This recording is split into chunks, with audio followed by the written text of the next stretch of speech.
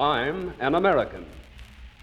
The Immigration and Naturalization Service of the United States, in cooperation with the National Broadcasting Company, has invited a number of naturalized citizens to talk about the American citizenship which they have recently acquired, a possession which we ourselves take for granted, but which is still new and thrilling to them. Today, we are delighted to have with us as guest on this program the distinguished scientist, Dr. Albert Einstein, who has this very morning, just a few hours ago, taken his citizenship examination.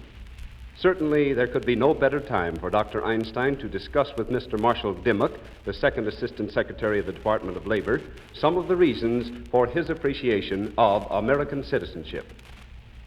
Dr. Einstein, I know that you seldom give interviews, and so I want to thank you, on behalf of all of our listeners, for coming here today. I'm sure that what you have to say will be of real interest and service to your new country.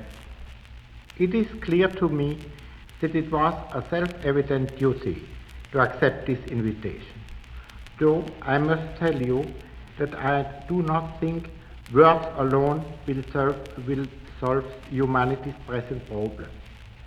The sound of bombs drowns out man's voices. In ordinary times, times of peace, I have great faith in the communication of ideas between thinking men. But today I am afraid the intellectual way to appeal to man is fast becoming of little avail, with broad force dominating so many millions' lives. This morning, Dr. Einstein, I was privileged to be present while you took your final examination for American citizenship. Will you tell us why you, who are international in your outlook and by virtue of your scientific interests, prefer to live in America rather than in any other country?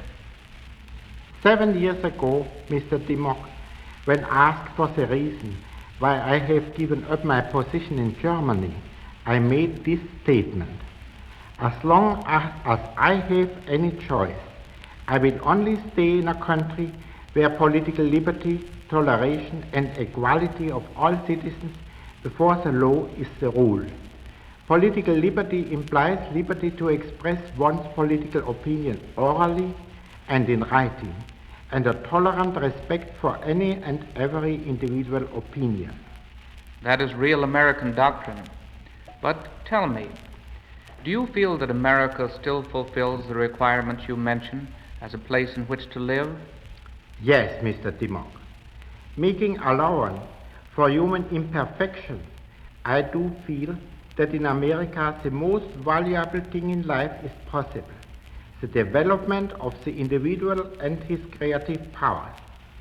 There may be men who can live without political rights and without opportunity of free individual development, but I think that this is intolerable for most Americans.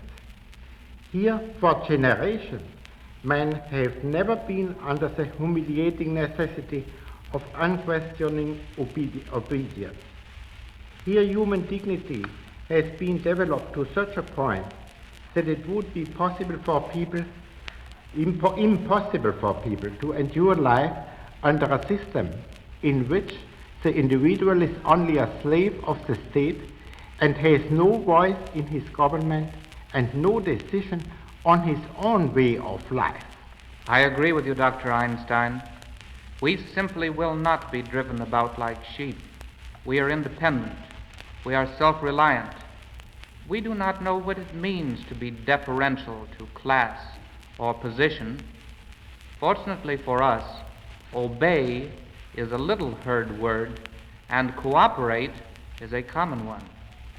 Yes, I think from what I have seen of Americans since I have come here, they are not suited by temperament or tradition for existence under a totalitarian system. I think that most of them would not find life worth living so. Therefore, it is very important that they consider how these liberties that are so necessary to them may be preserved and defended. I am glad to hear you say that Americans can cooperate because nothing truly valuable can be achieved except by the unselfish cooperation of many individuals. Dr. Einstein, you are a scientist and must regard scientific progress as one of man's highest achievements. And yet it seems to many people nowadays that science and invention have brought human beings more trouble than good. Technological unemployment, international quarrels for the raw materials of industry, and finally the weapons of mechanized warfare. How do you think the discoveries of science might be turned from man's own destruction to his advantage? Science has provided the possibility of liberation for human beings from hard labor. But science itself is not a liberator. It creates means, not goals. Man should use them for reasonable goals. When the ideals of humanity are war and conquest, those tools become as dangerous as a razor in the hands of a child of 3. We must not condemn man's inventiveness and patient conquest of the forces of nature because they are being used wrongly and destructively now. The fate of humanity is entirely dependent upon its moral development. I have often wondered why it was that leaders in science and culture had so little influence on the course of political events. What is your opinion in that matter? I think it is quite understandable. Scientists and artists, through their works, frequently have had enduring influence even in the realm of politics. But in order to influence the course of political events directly, one must also have the gift to influence people and their actions directly. This is rather a matter of arousing and using emotions and personal confidence than of clear understanding of causal connections. For this reason, intellectuals have little chance to impress an audience. Also, they usually do not have the gift to make decisions swiftly. Among the outstanding American statesmen, Woodrow Wilson is perhaps the truest example of the intellectual type. But he too did not seem to have mastered the art of dealing with man. His greatest achievement, the League of Nations, appears today as a failure on superficial observation. But in spite of the mutilation of his contemporaries and the boycott of his fellow countrymen, Wilson's work, in my opinion, will be recreated in a more powerful form. Then only will the importance of this great innovator be fully recognized. What hope have you, Dr. Einstein, that another League of Nations could prevail in a nationalistic world with its unevenly distributed resources and its unsettled economic conditions? I am convinced that a federal organization of the nations of the world is not only possible, but even an absolute necessity if the conditions of our planet are not to become unbearable for man. The League of Nations failed because its members were not willing to give up a part of their rights of sovereignty, and because the League was without any executive power. A world organization cannot ensure peace effectively unless it has control over the whole military power of its members.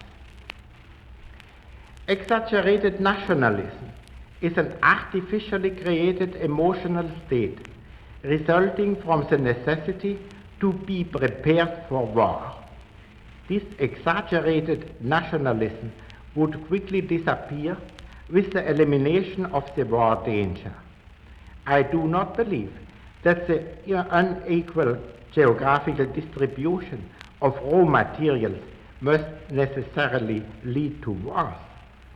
As long as a nation has access to the materials which are necessary for its development, it can very well prosper.